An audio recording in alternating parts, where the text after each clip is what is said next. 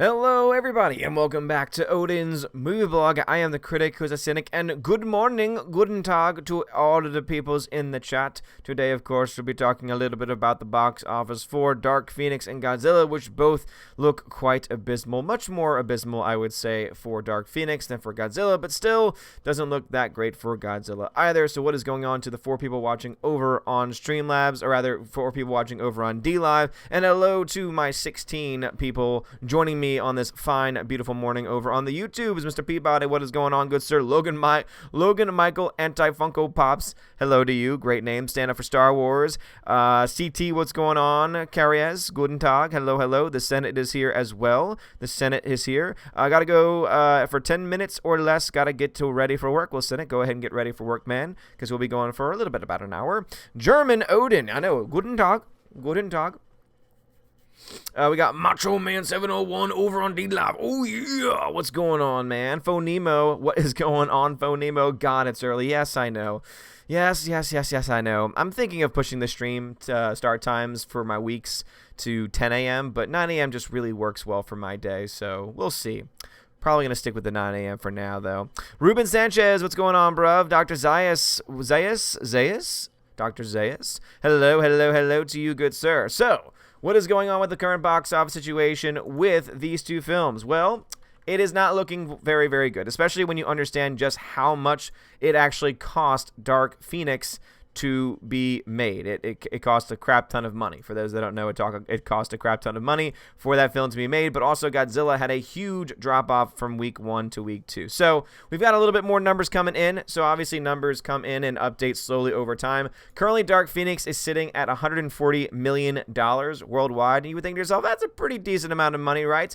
Well, the problem is that it cost the film $200 million production budget to make, which is actually even sadder when you think about it, because the film does not look like it was made for $200 million. Then it costs another $100 million or so for marketing the film, because rule of thumb is at 50% of your production budget. Tack that onto your production budget, and that's about how much you actually spend on any given film, which means the film was cost and made for about $300 million. But then you remember, wait, that $140 million that's already made, it only gets about 60% of that when everything is said and done, because of all the deals they make with the distributors and all the exhibitors like AMC and Regal.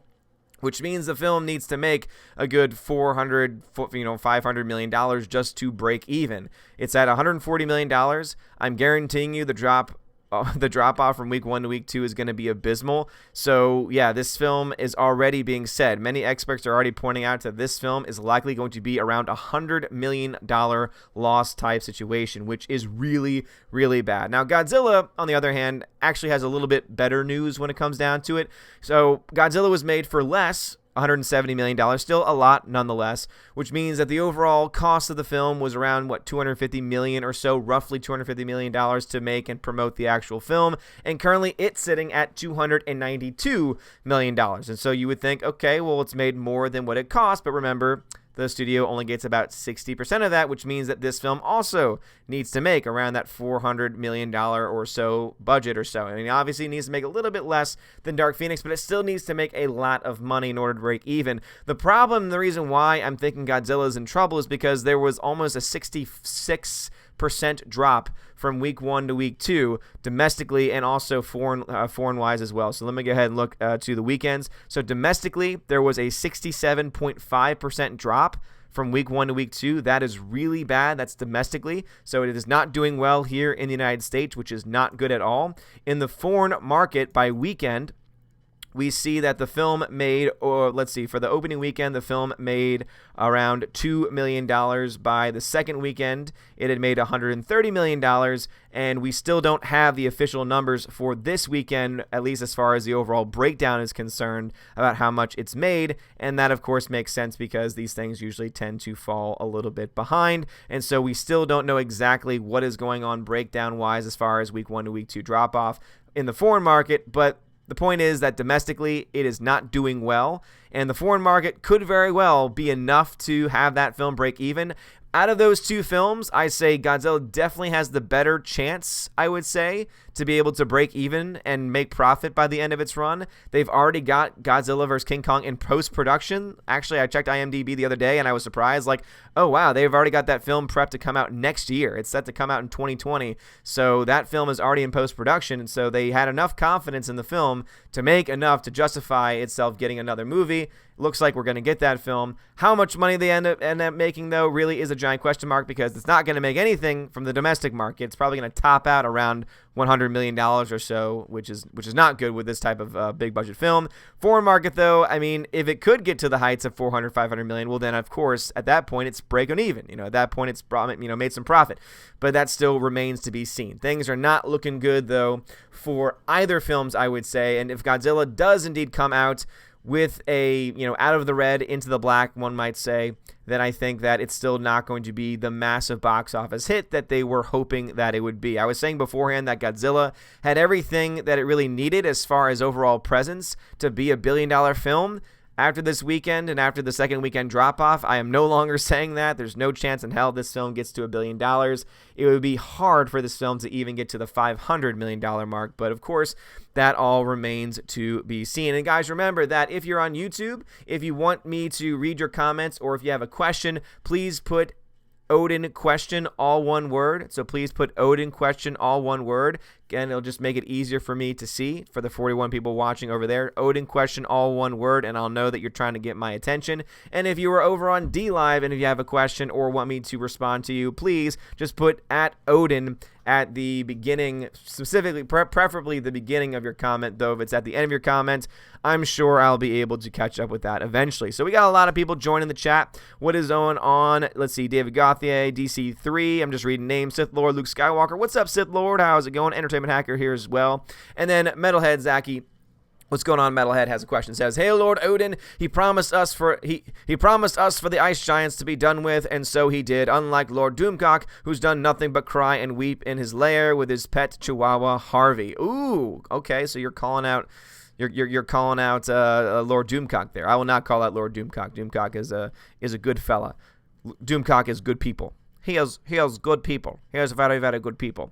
Over on D-Live, Mr. Peabody says, "Welcome new followers. Tag Odin if you want." Thank you very much, Peabody, for letting them know how it is. For Mr. Peabody, it is the evening. It is 10 p.m. over there in Aussie-land, in Australia. Phonemo says, "I think Godzilla would do well on Blu-ray." I think it will too. Like, that's what I was saying. Like, even if the film doesn't break even or barely breaks even in the theatrical run, it'll probably make it up in its home release. It's probably going to make it up in Blu-ray and DVD release. Though I personally don't think it really deserves to. I don't think that the film is very good. I don't think the film is good at all, to be perfectly honest. I just think the film focuses way too much on the humans, and I think that anyone that tries to say, "Oh, it's not about the humans, you need to ignore them," well, when the humans make up 75% of a movie, it's kind of hard to just simply ignore them. So if you're going to say that I need to ignore 75% of a movie in order to enjoy it, then you don't know how movies work. So don't go ahead with this, "Oh, you're not a true Godzilla fan." No, you're not a movie fan, or I would say you don't even understand how a movie works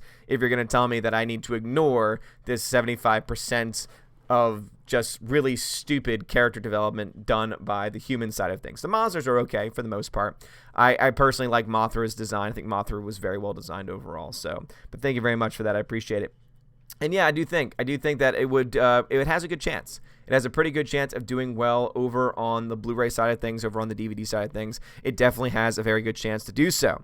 Tater says, "I tried to bring up Streamlabs Jeremy last night on his stream. He respectfully shut down the idea without debate, sadly." And again, we had a discussion. Me and Jeremy both had a stream last night, and he has made the decision that he is just going to keep his super chats on. And again, that is his decision for his channel. That is a financial decision that he's made.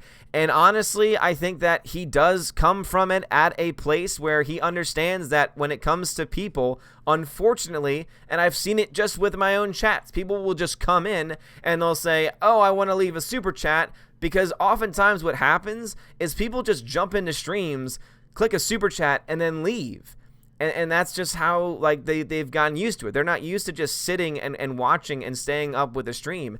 And for them, it's hard. Like, for them, they think it's difficult to click on a link, to click on the Streamlabs link that I have. And again, if you want to donate to the stream, description of this video, all of the links are there. The first link, the top link on YouTube, is streamlabs.com/OdinsMovieBlog. Click on that and follow the instructions. It's very straightforward. And for some reason, a lot of people find that to be difficult. And so I think that Jeremy is doing what he thinks is best for his channel. And as much as I would love for him to join me on this, as much as I would love for him and for all the others to turn off the super chats, at the end of the day, we can't really do that, or we can't do it as a whole until you guys, until the community starts to show that, oh no, we'll follow you. We will go along with you. We will continue to support you. And I think what he's already seen and what I saw last night, in my stream last night, there wasn't a single donation. And had I had my super chats on, I probably would have had super chats, because there was one person who even said, hey, where's the super chat button? I want a super chat. So we need to get, and I think that's the reason why I would rather be the first one to start us off, because I'm a smaller channel, is we need to start to train the people's minds to say, hey, you can still support channels. There's just now another way, a better way to do it, because then if that happens and people get more used to it and people get more, I guess you say, akin to doing it, then at that point, it will be more feasible. It will seem more commonsensical for other channels to do the same thing. Because as I said before, I can do it pretty easily because this is not my primary source of income. But if a Gary Nerdrotic or Geeks and Gamers try to do it, it's going to be a lot harder. Even though I think that because they're so much bigger, that they could more easily push their audiences to, embracing this change. And I think they could be a lot more effective with it. At the end of the day, it is their channel. They do have full control over it. I'm not going to attack them for personal decisions that they make. And that's why I'm just going to continue to try and say, guys, if you don't want YouTube to get support from you, don't super chat. Again, ask for their PayPal link. Ask for the Streamlabs link. Don't say, oh, you only have to. Don't tell them, oh, turn off your super chats. Instead, just say, hey, I want to donate to you, but I also don't want YouTube to get any money. So could you provide for me a Streamlabs link? Or could you provide for me your PayPal link? So that way I can still support you while also at the same time not supporting YouTube. That's the way I would go about it with those other channels that are not going to be embracing this. Again, respectfully say, all right, I understand. I respect it. But also at the same time, I do not want my money going to YouTube, that 30% cut. I don't want that going to YouTube from Super Chats, and so could you please provide a link so that way I can donate through another means? All right? That way, again, we have to slowly change the culture. That's what it really comes down to. We have to slowly change YouTube culture away from this Super Chat mentality and more so to there are other ways to support channels, and it is a viable way to support channels. And if we can push that, if we can change hearts and minds, and if you're a person where you're like, I like to super chat, I like to donate, fine. Go through go through Streamlabs. Become a patron, become a Subscribe-Star member. Do support in that way. For those that are worried, because honestly, I think that most people super chat because they want their name to be read out loud. They want their name to be seen up by everybody. Well, the way that my system's set up is that if you donate through Streamlabs, your message pops up on the screen. And your name pops up on the screen. I give you a shout out. I read your message loud and clear for all people to hear. So again, I think that it really comes down to us together working. It's not just me turning off. Again, I turned off super chats. Again, I did what I could. But now it's on everyone else to, if they want to support the channel financially, to go through those new means. Because until that can be shown to be viable to other content creators are not likely going to follow suit. That's really what it comes down to. So no harm, no foul here. All right, over on DLive, Phonemo says, it's not a great movie, but at least it's not a superhero movie. I'll take what I can get at this point. And again, I respect you for your enjoyment of the film, but I think that we can at least all admit that the human story sucked. And since the human story sucked and was not well written, and that's 75% of the film, then we can all admit that it's objectively speaking not a good film. Now, again, you can subjectively enjoy the hell out of it, and I'm not going to take away any of your subjective thoughts on it, but objectively, it is very flawed. Viper69 says, I wonder why non-Disney companies are still giving review access to the blatant shills who usually underscore non-Disney movies. It's a really great point. It's a very, very good point.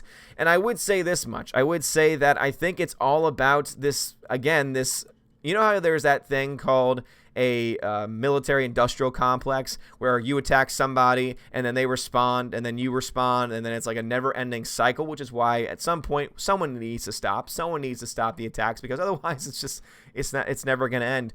I would say it's the same thing there too, where it's just that even though they will give a lower review, giving more access is still better than not giving any access at all, because if they were to just blacklist those people, then at that point it would be even worse than what they're already doing. So that's probably what I would say. I think it's basically them just trying to do everything that they can to try and push for it. That's really what it all comes down to. Dion says, I give ice cream and PayPal, no super chats. Thank you very much, Dion. I appreciate that ice cream. Peabody, I appreciate that ice cream as well. Grand Wizard Gandalf, thank you for the follow, good sir. Filmy Professor, thank you for the 2 ice cream donation as well. And Phonemo says, I agree, it's a bad written movie, but destruction porn movies are a guilty pleasure of mine. Hey man, Phonemo, you do you, boo. You do. And also, Reed Palancia, thank you very much for the $13.93, I'm sure from conversion rates, donation. Reed, thank you so much for the donation through Streamlabs. And Reed says, be strong, be fearless, be beautiful, and believe that anything is possible when you have the right people there to support you. Misty Copeland, showing an effective way to get the most support. Well, thank you, Reed. I appreciate that. And no, seriously, like that's all I can do is say, hey, I know that this probably will hurt my channel in the long run because way too many people are just so comfortable with super chats and don't like the fact that, oh, I don't want to have to click on an external link and follow something new. It's like, okay, but otherwise what you're doing is you're just perpetuating a system. And some people might say, well, isn't your presence on YouTube still perpetuating a system? It's, well, yes, you're right, but there's over 17,000 people that are following me that can't just can't up and leave. I can barely reach out. People don't even get notified when live streams happen. People don't even get notified when videos go live. So it's not feasible for me to just pick up and leave completely out of the blue. That's why I'm starting my process slowly. I'm saying, all right, first step, super chats turned off. Because now anytime anyone donates through Streamlabs or PayPal, guess what? YouTube gets 0. They get 0.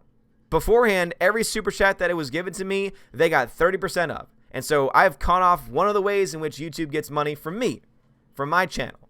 So that's just one of the ways that I've done that. And as I said before, if we can over time build up a community of support to the point where I don't need to have monetization on anymore, then guess what? Even at that point, I can say, all right, I can turn my ads off now. Enjoy ad-free content. But of course, we got to get to that point first. And it's going to take time because people don't like change. People like to fight against change. The Senate says, I'm back about Dark Phoenix. I used other means to watch the film, and holy crap, that film sucks. Oh, man. Other means, allegedly, man. Allegedly. I did too, allegedly. And yeah, it's not good. It's not a good film. It has so many issues and so many problems with it. All right, over on YouTube, Konstantinos Karoulas says, how much money do you think the Maleficent sequel will make, and also how much do you think Godzilla vs. Kong will make after Godzilla being a flop? Godzilla vs. Kong is going to be an interesting one because of how this film, how Godzilla King of the Monsters is doing, I imagine that they're going to try and do something very different with their marketing campaign, which is going to be extremely interesting, to say the least, in how they do that. And I don't really know how much it's going to make overall. I would say that Godzilla vs. Kong, to me, seems to be a film that will have more mainstream appeal because you have both the names Godzilla and King Kong, and so more general audience members will be like, oh, I know about those people. You know, I know those characters. And so I think you'll see yourself with a little bit more interest in it, but it really depends on how they market it. It really depends on how much they really push for the film. Now, as far as the Maleficent sequel, here's the thing. Disney at this point can pretty much set up almost any film to do well. I mean, hell, look at Aladdin, a film that no one asked for and a film that was criticized to hell. That film's at like, what, $500, $600 million. That film is a huge box office success. That's ridiculous. Lion King is set up to likely be in the same thing, which is why I'm telling everyone, don't go see the Disney live action remakes. They're total cash grabs. And if you want those to stop, the only way that they stop is if you stop monetarily supporting them. That's really what it comes down to. And that's the reason why, too, with YouTube. That's why I have stopped monetary supporting them, at least through Super Chats, as a first step. These are our first steps, as it says in the movie. Andrea says, do you think Trump is going to do anything about all the censorship? He has threatened them twice now, and he is not one of the idle threats. He's already put up a website to report censorship. Yeah, Andreas, I think that he might do something, but also there is a lot of news going on about how basically giant companies like Google could very well be brought to court for violations of trust laws, of antitrust laws. So there is going to be a lot of things going on. But remember, too, we're in the midst of an election cycle where next year we'll have a big election. And so if things are going to happen, they need to happen quickly. Or if not, things need to go a certain way. The Honka Chunka Funkin' Monkey, good to see you, good sir. Good to see you. I'm so glad that you're awake at this time. And that's why, again, I do these streams early for my UK brethren, for my Australian brethren. So that way it's a good time for both of them. And for my US people to get up early and have a morning show. Because we don't have any morning shows. We don't have many morning shows these days. I figure, hey, it's a good time to have a morning show. Hunga Chunga Funga Monkey says, had I been in your stream last night, I still could not have donated because PayPal has locked me down because one payment did not get accepted by the recipient. Oh, Hunga Chunky, I'm sorry to hear that. Well, also just know that Streamlabs, you can also donate via, I want to say via credit card too. So it's very similar to what Super Chats does. Remember, Super Chats, you connect your credit card, right? Same thing can work also with Streamlabs. Basically, it's just another ways and another means in order to support the stream and to support the channel. But Hunka Chunky, I appreciate the sentiment, though. And which person has not accepted it? That's weird that it would lock you out for someone not accepting a PayPal. Because that's on their end. That's their fault. That's not your fault. And is it someone that I know? Is it someone that I can reach out to try and be like, dude, accept this person's donation? I'm sorry to hear that. David Gauthier says the human character are not great, but King of the Monsters, but at least they are memorable and fun. And again, if you like the monsters and stuff, hey, I think the monster fighting was fine. Personally, though, I think the end fight scene for Godzilla in 2014 was better than any of the fights that happened in King of the Monsters. That's personal preference. That's subjective. That is purely subjective. But, of course, I know that there are many that would disagree with me. Hunga Chunky says, I applaud your stand and totally empathize with the lack of people following your lead. And again, it's fine. I'm not attacking them. I'm not attacking any channel that says no to this. I'm not going to attack. The only thing that I would say to you guys is instead of saying turn off your super chats, I would say, hey, I want to donate, but I don't want to donate through super chat because I don't want YouTube getting my money. And then they could say, all right, well, hey, I got this, I have that, or oh, I'm going to work on that.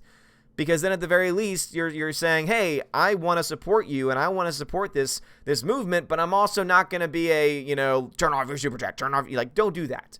Don't be that person that's like, oh, you must turn this off. Be like, hey, I want to support you, but at the same time, I realize that I don't want YouTube getting my money, and could you possibly provide a way? And that possibly could be through being a Patreon supporter. That could also be by being a Subscribe Star supporter, because I think you can do one-time and one-off donations through there too, if I'm not mistaken. And then, of course, also there is PayPal as well. Let's see. Metalhead says, any thoughts on WB films like Shazam, Godzilla, Pikachu underperforming? Could be marketing or maybe the recent movies just not having any replay value. Well, here's the big thing, is that the movie studios, and rather the movie theaters, are contracting. The box office is contracting. It's been contracting for a very, very long time. And so unless it is a film that has had a huge buildup, it's not going to really blow up at the box office, unless, of course, you're a company like Disney and you're able to kind of saturate the market with whatever it is that you want to saturate it with. And so I think that's the reason why those films haven't done nearly as well. Pikachu, I wouldn't say that Pikachu underperformed necessarily. I think that Pikachu performed just fine. In fact, let me go ahead and let me check my ledger right here. So let's see. Pikachu came in at number 9. So it was still in the top 10 domestically this past week, and it had been in the number 7 spot. It's made $409 million. Yeah, I mean that's breaking even, making money there. $409.5 million. So Detective Pikachu did fine. Anyone that was saying that was going to be a $1 billion film did not understand what that film was going to be trying to do. So, I mean, that film did okay. That film did fine. There was another one that you mentioned too, Shazam. Shazam, yeah. The reason why Shazam underperformed, and that definitely wasn't underperformance, is because it was a new character. It was a brand new character being brought in, but also, and I've said this countless times, it's because DC, WB do not have their crap together. They don't know what the hell they are. Are they a connected universe? Are they not? Or are they both? Are they trying to play both sides and say, oh, some movies are connected, but some movies aren't? Oh, we're worlds of DC. We're not our own universe like the MCU. We're going to be different. The problem is that that's confusing the hell out of audiences, especially the normies. And whether we like them or not, as I consider myself to be half normie, you kind of need the normies in order to make money at the box office. And so what Warner Brothers needs to figure out what the hell it is, jump on that, stay committed to it, and then I think you'll start to see movies like Shazam or Shazam 2 specifically doing a hell of a lot better. And so I think it really comes down to that. I think it comes less to do with the way that they're marketing as far as the underperformance goes, and more to a general malaise at the box office, because let's be honest, how many people actually want to leave their house now, spend $20 on a movie ticket, and spend $50 on popcorn and a soft drink, and go and watch a theater where you're going to have a bunch of people on their phones, talking, being a bunch of asshats? I mean, seriously, like, it can be a really bad experience, and if you're spending that much money, it really sucks. Now, someone like me, I have an AMC A-List account, which means I can see 3 movies a week, and so it doesn't really cost me nearly as much. In fact, the cost per movie is much less because I see a lot of movies. Have not been able to see as many lately because of the show that I've been in, which opens this week, and I cannot wait for that show to be over. Not because I don't like the show, but because it's just been tremendous stress on my life. But anyway, I think that that's the reason why you're starting to see those films not do nearly as well, and less so to do with anything else. So that would be my answer to that question specifically. Alrighty, where was that question? All right, heading over to my D-Live people, because there's been some craziness going on D-Live. So D-Live, so again, Dion, Peabody, thank you for the ice creams. Grand Wizard Gandalf, thank you for the follow. Filming Professor, thank you for the ice creams as well. Phone Nemo, got that point already. Mr. Peabody says, rain's so heavy here, I can't hear you, gonna have to learn to lip read. Oh, I'm so sorry. Oh, I'm so sorry to hear that. Put headphones on, man. Put those headphones on. Filmy Professor over on D-Live says, it's very brave of you to disable Super Chats. I think it's time for YouTubers to branch out of YouTube. It's going to be tough. It is going to be tough, and that's why I do mirror my videos over onto, to BitChute. I also upload to a place called Hideout TV, but Hideout TV is kind of a new thing, so I would say go and subscribe over to me over on BitChute before anything else. BitChute still has a ways to go. BitChute is not ready for prime time, but I do mirror stuff over there. So if you would want to still watch my content, go ahead and subscribe to me over there. Click the bell, and you'll likely actually get notified about videos going live, and you can still support. And there's an option where you can press it's a little money button, and you can say, all right, I want to donate $1 to you today. That video was worth $1. I'll give you $1. Or if you want to become just a monthly supporter, you can actually go through PayPal and say, I'm going to donate to you $5 a month, $1 a month, whatever it is. And any amount, I will greatly appreciate. I really will. And thank you, man. Thank you, Film Professor. I appreciate it. And I know it's going to be hard. I know that not everyone is going to like the Super Chats being turned off. But for me, my justification is I don't want your hard-earned money going to YouTube. Simple as that. JRoar123, thank you for the follow over on DLive.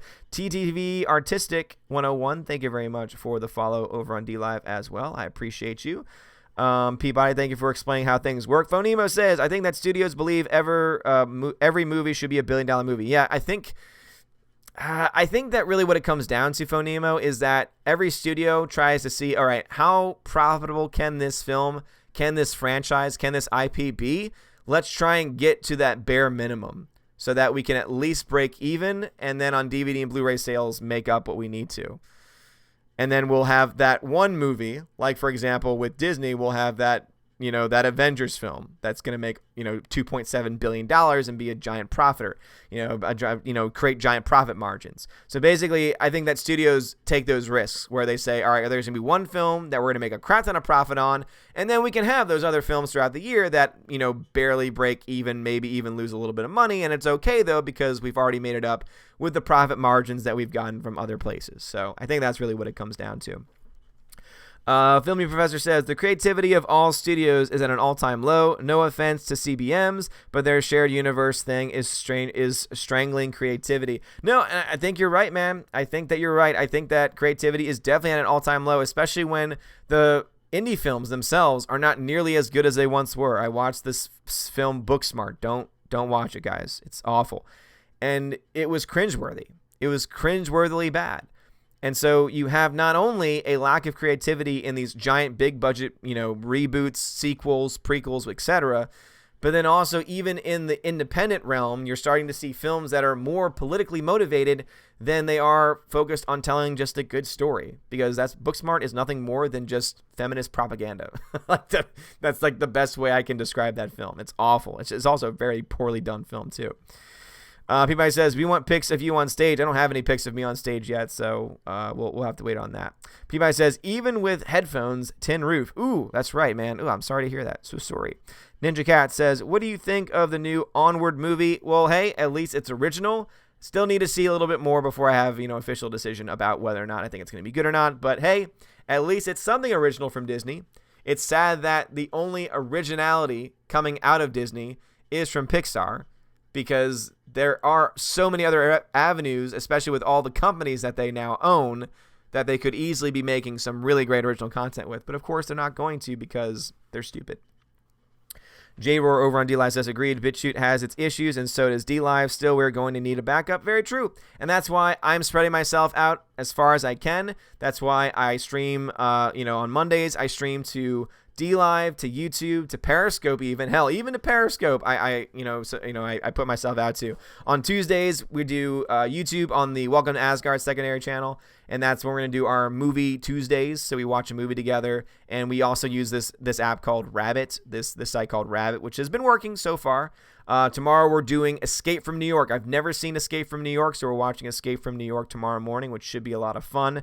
Wednesdays, I do a wrestling stream also on the secondary channel, Welcome to Asgard. And then Thursdays, I do my Twitch gaming stream where I'm just going to play like Pokemon trading card game, because it's going to be an open forum chat. So if you don't like gaming, that's fine, because it's meant to be an open forum on Twitch.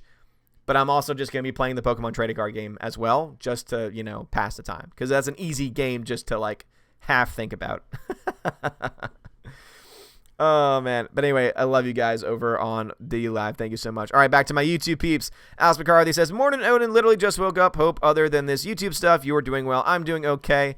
I've been dealing with a lot of stress with the show that I'm in, a lot of anxiety with that, but I think I've finally been able to kind of level out a little bit. I was on some ADHD medication because I have tremendous ADHD. I'm sure you've all realized at this point. That was causing a lot of anxiety attacks. And so luckily I got off of that and I had to get out of my system. And so the last couple days I finally kind of felt normal, which is nice. So it's been a lot better, but I'm also still stressed because I still need to memorize my lines, and we open on Thursday. So I'm going to have plenty of time. And as soon as this stream ends, I'm going to do like a couple of things and then focus on studying my script, because I need to get that stuff done. Micah Martinez says, have you heard that Godzilla vs. Kong can possibly be delayed to late 2020? I think it's possible due to the underwhelming performance of Godzilla King of the Monsters. Yeah, I think that Micah Martinez, they're going to wait and see. I would say by week 4 or 5, they'll have made an official decision to see just how much money it's going to make overseas, if it's going to make enough overseas to kind of make up for the lack of money it's making domestically. And yeah, I mean, at the end of the day, that's going to be the decision that they're going to have to make, is do they support it? Do they try and push the movie back because they realize that people really aren't all that crazy about Godzilla anymore? And do they want to take that financial risk, seeing that I'm sure Godzilla vs. Kong is going to cost as much, if not more, than what they had for Godzilla King of the Monsters, which was around, $170 million, which is it's not nothing. So it says the next election will be insane. It's already crazy, dude. It is already crazy, and it's already going to be going into our films too, and it's just, I'm tired of it already. Let's see. Bomber the Hobbit over on YouTube says, Alita Battle Angel 400 million worldwide is a flop or break even. So box office wise, flop, because it needed to make 430 million in order to break even. However, go ahead and just look to those pre-sales. Best Buy Steelbook pre-sales have been insane for that movie. I'm sure pre-sales in other places have been great too. So that movie at the end of the day, because of its Blu-ray sales, is gonna have made profit. And so it's going to totally be justified to make a sequel. And if Disney were smart, they would market the hell out of it, because then it would actually make, a lot of money at the box office without it having to barely break even, and then make a little bit of profit after the fact. Hunger Chunky Funky Monkey says, I've spoken to who it was. I won't name them. It was just a mistake on their end, it appears. If not, it's manually accepted if they set up that way. Within a month, PayPal limits your account. That's stupid, though. Why? Why would they limit your account for you giving them money and them not accepting it? That's silly. PayPal, what's your deal? What's your deal, PayPal? Grandmaster Yoda says, Pokemon has the same problem as Endgame at the box office, a crap ton of competition. If I was alone, I guess Pokemon will have been way over 500. I don't think, no, competition is not all of it, though, dude. See, that I reject that hypothesis, as the great Quentin Tarantino says. I reject that hypothesis. Competition is only part of it. Because at the end of the day, if you were going to see a movie, you will go see that movie. There aren't a whole lot of people that just show up to the theater and like, oh, man, I'm just here. Let me just go ahead and see something, anything. There are people. Those people do exist. I worked at a theater, so I know there are people that literally will wait in line because you know how they have the long queues on like Friday and Saturday nights, and they'll wait in that line, and then they'll get to my window and they'll be like, what's really good that's out right now? What should I go see? And I'm just like, oh my gosh, why do you exist? And then I try and point them in the direction saying, this is a really good film. And then they'll be like, nah, that sounds boring. What's everyone else saying? And then I'm like, they're all going to see Endgame. Oh, then I'll go see that. It's like, so I reject that. It's not just competition. Competition could have a small impact on certain things, but I would say if the only movie in theaters out right now was, had been Endgame, I still think it would have made around the same amount of money. Because it still would have been in the same amount of theaters, and I reject your hypothesis there. John Early says, "Is Godzilla King of the Monsters unwatchable like the Michael Bay Transformers movies?" No, it's not unwatchable. It's just annoying. I think that's worth. I would say if you really are interested in Godzilla King of the Monsters, go to a $5 Tuesday showing. I would say it's worth a $5 Tuesday showing. Russell Ali says, do you think the budget of the movie affect the box office like Birds of Prey has the lowest budget of DC movie at $75 million? Also, Matt Reeves confirmed Batman is the DCEU. Well, also, too, again, what does DCEU even mean at this point? Seriously, like, what does it even mean? Birds of Prey, no, I don't think budget does not necessarily affect box office. The only reason why budget does affect anything is because normally when a studio is going to promote a film, they normally say, all right, we're going to take about half of, so let's say, okay, it costs $100 million to make our film. That means we're going to spend an extra $50 to market it. So that would be the only reason why you could see a correlation, that there could be a correlation seen between budget and how much a film actually makes. Because obviously, if you have a $300 million budget and you're spending therefore $150 million on marketing, compared to the $50 million I was just explaining with a $100 million budget, well, then obviously that's a lot more marketing. That's a lot more people. That's a lot more outreach. And so more people are going to go see it. And the reason why it makes sense is because if your film costs more money, you're going to want more people to go see it because you want it to make more money because you want to make that money back. And so you sometimes see that correlation, but it does not always necessarily happen that way, because there can be sometimes films that don't cost nearly as much as others that can make more than films that cost more, because some movies are not good. I give you the example of the Zack Snyder DC films. They cost a crap ton of money to make, and they made a lot less than other films that cost less money to make. And yeah, I could say a lot about Zack Snyder and how he is very much overrated. Green Line Girl 7 says, do you think the reason Dark Phoenix was pushed back was Captain Marvel, and did Captain Marvel hurt its box office? No. Captain Marvel did not hurt Dark Phoenix's box office. Dark Phoenix hurt its box office by having some really bad trailers, by having the stars of themselves basically attack an entire state in the United States, and also it not being a good movie. All of those factors are what led to Dark Phoenix failing. All of those things. Russell Ali says, Endgame will eventually cross Avatar in the box office. Do you think there are at least other movies that can come close to $2.7 billion in the next few years? No. Russell Ali, I think this is the last giant, big money-making film in our lifetime. And the reason why is because, as I said before, the box office has been contracting for years and for years and for years. Endgame is a film that was 11 years in the making. I don't see there being another film that's ever going to reach that same level ever again. And also remember, there's now a huge push to streaming services. Netflix is now getting into the big game with making the movies. Disney Streaming Plus, they will eventually make movies for the Disney streaming service.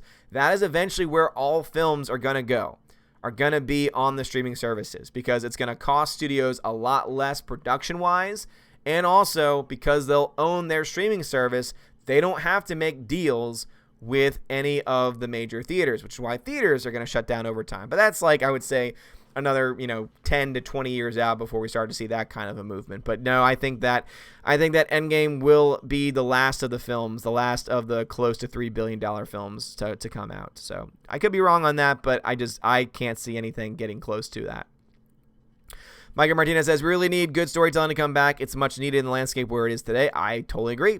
Andrea says, I believe political correctness is killing creativity. Everyone in Hollywood walks on eggshells so they don't become the target of the next outrage mob. Exactly right. And in fact, there was a really awesome, it's also sad too. It was an awesome image put out on Twitter today. And it's how Keanu Reeves takes pictures specifically with women. And you see that his hands are always not touching them. And I know that's a conscious choice on his part. And he's being smart, because he's like, all it takes is one picture. All it takes is one touch to be taken out of context for someone to say, oh no, he touched me incorrectly. Sue, sue, sue, sue, sue. Because of the age of Me Too that we're in. But it's sad because he's such a nice guy. And it's like, I don't think that he would ever do that. Now, of course, I don't know him personally, so for all I know, he could. But it is interesting. And the outrage mob will go after anyone for any reason. Alice McCarthy says, I can tell you one movie I'm looking forward to is 3 from Hell. It's directed by Rob Zombie, and it is a sequel to Devil's Rejects. Oh, damn. That series is still going on? Phantom Mani says, I just finished Stargate, SG-1, Atlantis. Both are good shows. Very nice. Alice McCarthy says, I feel you on that one. I, too, am ADHD. Never really had panic attacks from meds, but it made me feel like a zombie. Yeah, and I mean, when I was a kid, I felt more of that zombie-ish type thing, but it kept me focused. And it was just the most recent medication that really caused any anxiety. Because I had tried a bunch of others that worked really well, but then my body just ate them up very quickly. And so they just eventually had no impact on me. And so this most recent one, it worked for 3 hours. And then I had anxiety, just internal anxiety, panic for like a solid 3 to 4 hours. And I was like, that's not healthy, especially when I'm in the middle of the show and I'm freaking out trying to memorize my lines. So, yeah, that's where I've been on that. Russell Ali says, Dark Phoenix was crap, but the OST by Hans Zimmer was lit. Even though BVS was bad, it still had an awesome OST. Yeah, original score, yeah, I will agree there. The score for Dark Phoenix was fine. I don't really remember it that much, but it was fine. And I will definitely say Hans Zimmer makes great scores. Let's just be honest here. Hans Zimmer makes great scores. He makes great scores. All right. Over to my D-Live people. Hello, D-Live people. I love you guys. I love you, I love you, I love you, I love you, I love you. Let us see. Where are we right now with it? Not too much action over on D-Live. So, Phonemo says, Disney Babe Smart. Disney Babe Smart? Disney Be Smart. Oh, Phonemo. Disney Be Smart is what I meant. Yeah, but I say Disney Babe. Disney Babe Smart? Disney Babe Smart. What you talk about with the Disney Babe Smart? What you talk about with that Disney Baby Smart? Disney Baby Smart. Oh, yeah. Disney Be Smart? What are you talking about? Well, to be honest, look at their numbers. They make some really stupid decisions, but they're also making millions upon millions a year from some of their decisions. So Ninja Cat says, speaking of Netflix movies, have you ever heard of or watched I Am Mother? And what do you think of it? I Am Mother? No. I Am Mother? No. I've seen Mother. I've seen that atrocious nonsense, but I Am Mother? No. Film Professor says, did you check out Happy, a series on Netflix? I have not seen it. I heard it got canceled, but I have not seen that yet. I'm very close to canceling my Netflix subscription. My wife still uses it, so I need to look into that a little bit. Phantom Menace says, Stargate Atlantis has some amazing episodes as well. They seem to be attacked a lot. I think that Stargate series could happen in real life. Phantom, didn't last time you were in the chat talk about Stargate Atlantis and your love for the show? Johnny, what's going on, Johnny? That's new. Do you see Cyberpunk being the new hot genre? Alita upcoming, Akira, Cyberpunk 2077, video game, etc. Also, too, don't forget that you got Dune, that Dune remake coming out in 2020. So Cyberpunk, I think, is going to have a pretty decent showing. Yeah, I think so. I think Cyberpunk is definitely going to be pretty prominent in the future. Mega Martinez says, there's a guy just went to see Endgame 103 times. God. That's pretty crazy, but something similar happened last year with Infinity War where a guy went over 100 times or something. That's ridiculous. Like, not only is that a waste of money, like, just in general. Like, I love movies, but to go to a theater 103 times, that's a waste of money. Like, that's just a waste of money and a waste of time. Time is a precious thing. And you can use it to, to watch a movie and to escape for a couple hours, but man, oh man, that's too much. That is too much.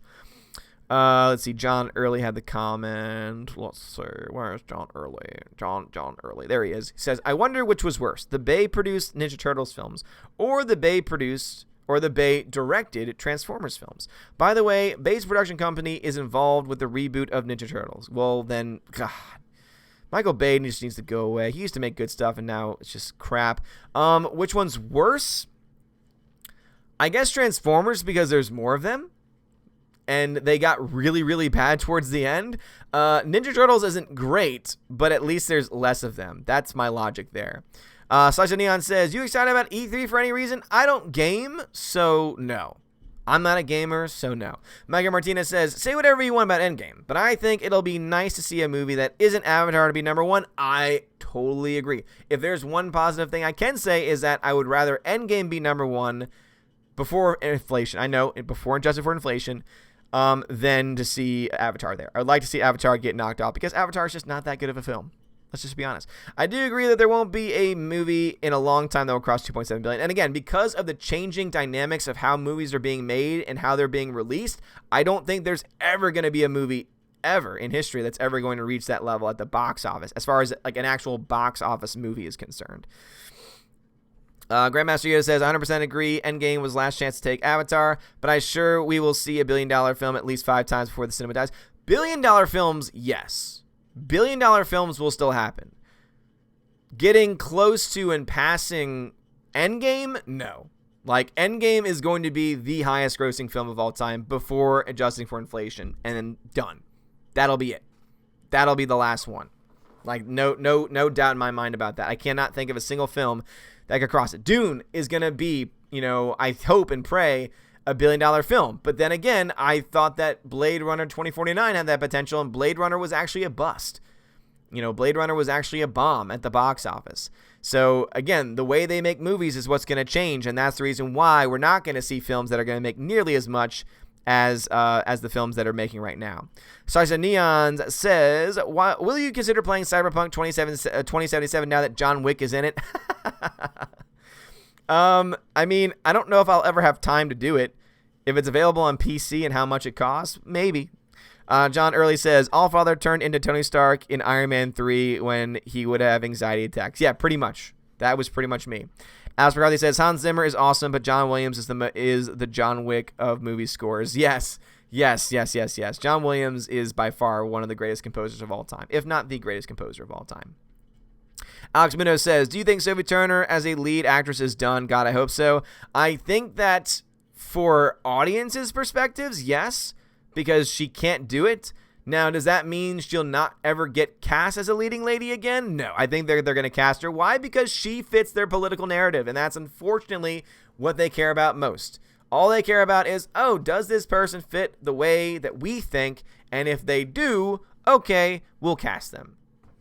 It's less to do with talent and less to do with what audiences think than anything else. But no, as far as audiences go, I think that she's done as far as audiences thinking that she could ever be a leading lady. Phantom Menace says, in Stargate Atlantis, dude, stop talking about Stargate Atlantis. I know you love it. Had an actor that played the Doctor in that Star Trek Voyager, and the actor who played Thor played a big role in Atlantis. Again, this stuff means I've never seen Stargate Atlantis. I've never seen any of these things, and so I have none of these things make sense to me. Russell Ali says, I think Hollywood can start adapting various mangas and anime. They have great stories and concepts. Also, Doom 2020 is bad. You're hopeful because you haven't seen the trailer. But has there been a trailer for it? Has there been a trailer for Doom? No, not Doom. Dune. D-U-N-E. Dune. I'm talking movies here. Dune. By Denis Villeneuve. And I know it's going to be good because Denis Villeneuve, who me and my wife, she never saw Arrival. We watched it last night, and I remember just how damn good that is. Denis Villeneuve has never made a bad movie. So Dune, D-U-N-E, is going to be amazing. Is going to be absolutely amazing. So that's why. Sasha Neon says, is Joker and Jumanji 2 all we have left to look forward to this year? I'm trying to think. Let me pull up the good old OMB, which I am so far behind, and I'm so sorry, but it's gonna stay far behind. Let's see. As far as movies that I'm looking forward to, Once Upon a Time in Hollywood comes out in July, which I'm excited about. Some people who are horror fans, It Chapter 2 comes out in September. We got the Joker film in October. Let's see. What else am I looking forward to? And then in December, we have Welcome to the Jungle sequel. So, Jumanji sequel. And then, Cats. Cats the musical. I'm looking forward to that one. Because it comes out the same night as Star Wars. So, yeah. Cats the musical. It's going to be great. It's going to be awesome. It's going to be amazing. Ninja Catch over on DLive says, watch a trailer on Happy. Okay. Didn't that not start off on Netflix? I could be wrong on that. Film Professor says, you need to give it to James Cameron. Even after 22 films, a Marvel movie is struggling to beat one of his mediocre films. I agree, but also at the same time, too, I wonder, still to this day, how in the hell did he make that much money on that film, but he couldn't do something similar for Alita? That's what I want to know. Alita was a better film, and yet less people saw it. Why? That is a crime. That is a crime is what that is. Metalhead says, thoughts on why amazing movies like Blade Runner 2049 bombed, and will we never see serious sci-fi dramas have a place in movie theaters anymore except in TV dramas? I think it is because of the fact that sci-fi dramas are a hard sell. Also, the original Blade Runner did not do well at the box office either because it was a very, niche genre, and I think that 2049, because it was just so good and it was so faithful to the original, fit that same genre, and so a lot of people kind of were, drawn away from it. And I really think it really comes down to, as well, those movies cost a crap ton of money to make, so that means that they need to make a crap ton of money in order to break even. And I just think it was very poorly advertised. The marketing for Blade Runner 2049 was not very good, and I think that's the reason why it did not do nearly as well. But I think similar to Blade Runner, the original, 2049 did very well, and is still doing pretty well, I would say, on DVD and Blu-ray. And I think that's what's helping make up some of its money. So, Alex McCarthy says, subjectively, I like Michael Bay films. Objectively, they are meh. And again, hey, you're right. You have a right to your own subjective experience. Hunka Chunka Funka Munga says, does Turner really think that way, or is she and others seeing what Hollywood wants and merely acting that way to ensure they get the roles in the climate? I think both. I think that honestly, these actors believe the words they say, but they don't ever even consider thinking of anything else. They don't ever consider even just looking in another direction because they are afraid of what's going to happen. Because they know that if they say anything that does not go, that does not go with the party line, that they could get blacklisted from Hollywood. So yeah, I think that's a bit of both. Hunka Chunky. Russell Ali says, ooh, sorry, but there is a female-led Doom movie coming out in 2020. Yeah, and that sounds awful. I don't have to see a trailer for that one to know that that's going to be crap. No, I'm talking about Dune by Denis Villeneuve, and that one's going to be amazing. John Early says, it's Tony Stark's a bit hypocritical in Spider-Man Homecoming when he tells Peter, if you're nothing without this suit, then you shouldn't have it. It's a good point. It's a fair point, John Early. Hound 3000 says, do you watch The Orville? Yes. So excited they have officially announced a season 3. And, Orville's a great show. Phantom Menace, no problem. You don't have to apologize. It's just, when we're talking about various subjects, it's better to add in on those discussions. Because otherwise, it's like I'm reading a comment that's totally out of the blue, that's not connected to anything that we've been talking about so far. So I'm not trying to downplay you or anything. I'm not trying to attack you, fandom. But it's just context is key. Context is very key. Michael Martinez says, I don't think a teaser for Dune will release until late 2019 or early 2020. I think it'll be a really good movie due to the director. Michael Martinez, I agree. Denis Villeneuve has not made a bad film yet. Prove me wrong on that. Now, you can subjectively dislike movies like Enemy, for example, but even I have issues with Enemy, but holy crap, the psychology of that film is just brilliant. Grandmaster Yoda says, did you see John Badass Wick himself walk on stage at E3 yesterday to promote Cyberpunk? I did not, but I'm sure I'll have to watch that a little bit later on today. Oh, wait, I saw Lando Calrissian. Oh, hello, Lando. How's it going? How is it going? Filmy Professor, I got you. Ninja Cat says, no, the trailer of I Am Mother. I have not seen the trailer of I Am Mother. Filmy Professor says, I am just waiting for the disaster in DC that is the New Gods. Ava DuVernay with Tom King. I will keep my money. Dude, Filmy Professor, how in the hell did Ava DuVernay be given another multi-million-dollar film? The first time she was given a huge budget, she bombed. Like, seriously. The reason why? Oh, identity politics. Ava DuVernay is like an actual racist. Like, I'm not just saying that for the sake of saying it. She is an actual racist. She is a despicable human being. And not only that, she sucks at her job. She cannot make a good movie. And anyone that tries to say, but Selma, take away your love for the person of MLK. Take away the amazing performances from people like David Oyelowo, and just look at the film as like a connecting of pieces and parts. It sucks. It is not a well-made film. And the reason why is because Ava DuVernay sucks at her job, and the fact that she is still relevant in Hollywood, and the fact that she has been given new gods is all because of identity politics, and they will rue the day, because that film, if they don't drop her, that film is gonna suck, and that film is gonna bomb. And man, oh man, if we need to have that film bomb, then dear Lord, let it bomb. Let it bomb, let it bomb, let it bomb. Phonema says, Enemy was great. Enemy was, again, a really, really good film, but man, it was trippy as all get out. Film Professor says, yeah. Sasha Neon says, have you given a reaction trailer to Dark Crystal series trailer? I don't really do trailer reactions that much anymore because I try to avoid copyright crap nonsense. And Random Doom, hello to you. Let it bomb. Kimya, what's going on, Kimya, over on the D Lives? How is it going? John Early says, a long time ago, I saw two completely separate articles online that said Hollywood wanted to remake two Alfred Hitchcock classics, The Birds and Strangers on a Train.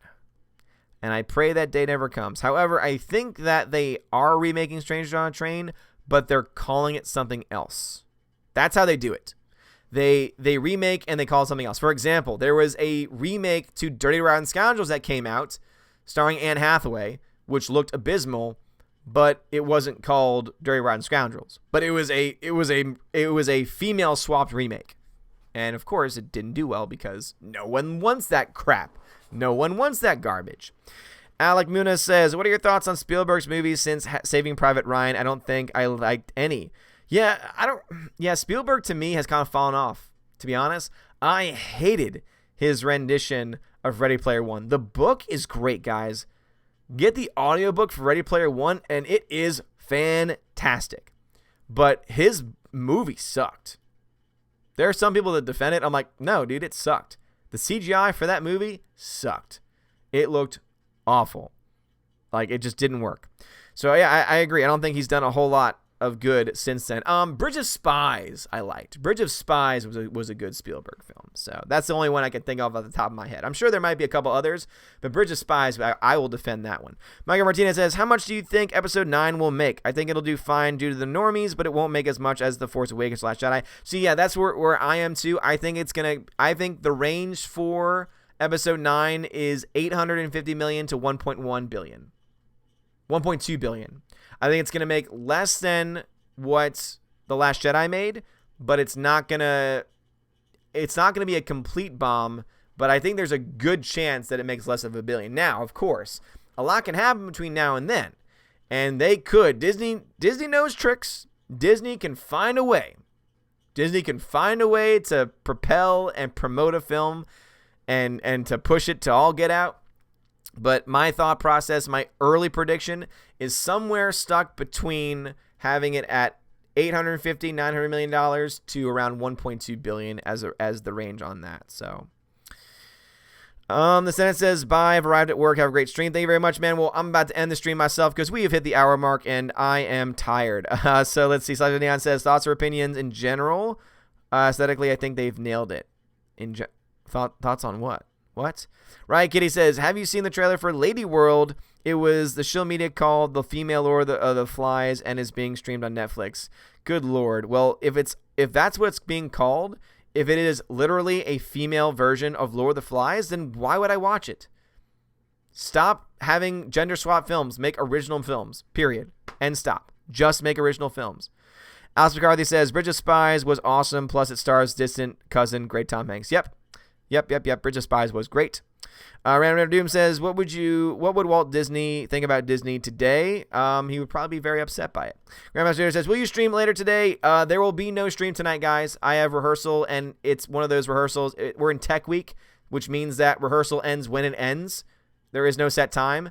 And I can tell you this right now, I'm going to be so exhausted that it's just not going to happen. So we're not going to have a stream tonight, and there's also not going to be a stream tomorrow night. So the streaming schedule this week will be a stream tomorrow morning. So 9 a.m. tomorrow morning, we'll be watching Escape from New York. So that'll be on the Welcome to Asgard channel. So again, that'll be on the Welcome to Asgard channel. But also, of course, we'll be watching it through Rabbit if you don't have your own copy. If you've never joined us for those, they're a lot of fun. So again, subscribe over to Welcome to Asgard if you want to be a part of that. So that will be tomorrow morning around 9 a.m.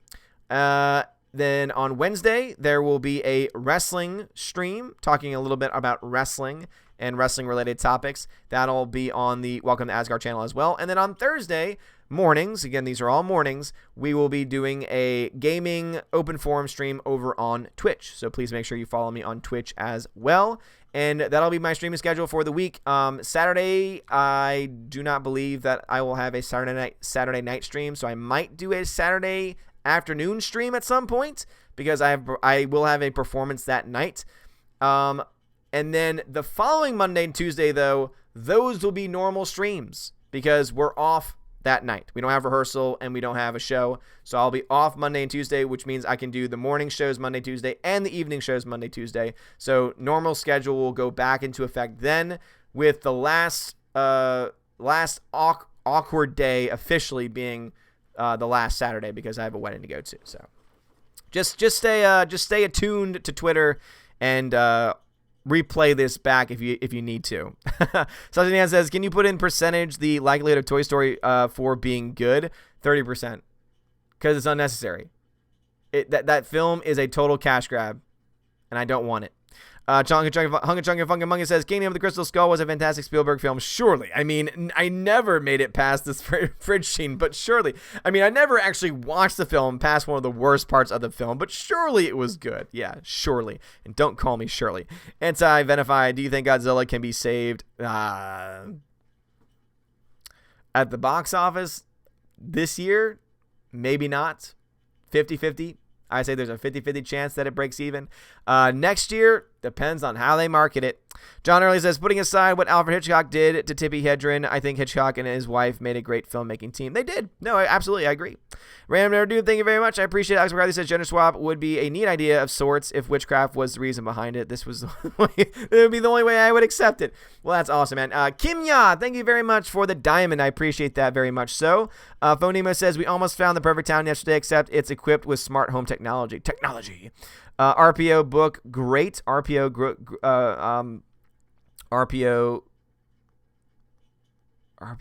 book, great.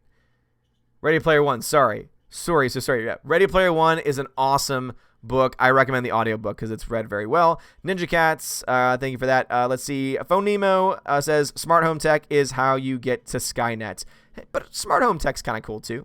Before it goes, thank you so much for the lemon, ice cream, and diamond. All right, guys, let me go ahead and shout out my patrons real quick. Albertus Magnus, Baptist 702, Brian P, Chicago Joe 47, Dan Maloney, Darkstar 57, Delete System 32, Dion, Edward Coleman, Enrique Evangelista, Entertainment Hacker, Frank the Tank and the Shawhan Wiener Dog Clan, Harold Francis, the Hunka Chunka Funka Monkey, Inflamed Wood, Intertrap Productions, Jason Clark, Jeffrey Toon, Jonathan Jerembeck, Laura Story, Matthew Kadish, Mitch Dunaway, Mr. Peabody and his evil twin, Outpost Dyer, Perpetual Punster, Proper Ginevra, Riff Magos, Shenglong, Sir Lancelazzo, Teodora, the K-Man, the DJD Show, those two ball guys, and Tina B. And to my subscribe stars, let me go ahead and just refresh just in case.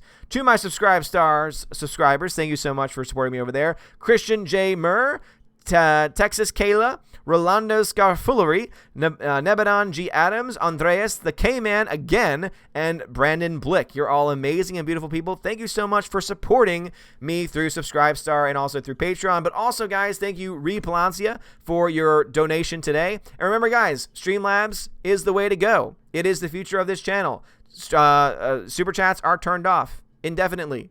Indefinitely, they are turned off. So if you want to support this channel, there are, of course, many ways you can do so. You can become a Subscribestar supporter. You can become a Patreon supporter. You can donate through Streamlabs. If you're wondering where do I get the links? Where do I get the links? Description of this video has all the links you could possibly need to find anything, including my Twitter and any other means, etc. Anyway, guys, you are all amazing and beautiful people. Thank you guys so much for watching. Nerdrotic, what's up, dude? What's going on, man? Nerdrotic is an awesome channel. Go show him some love. He deserves it. He deserves it, and we need to get together soon for a stream. Anyway, guys, thank you all so much for watching the stream. Have a wonderful morning, and as always, God bless.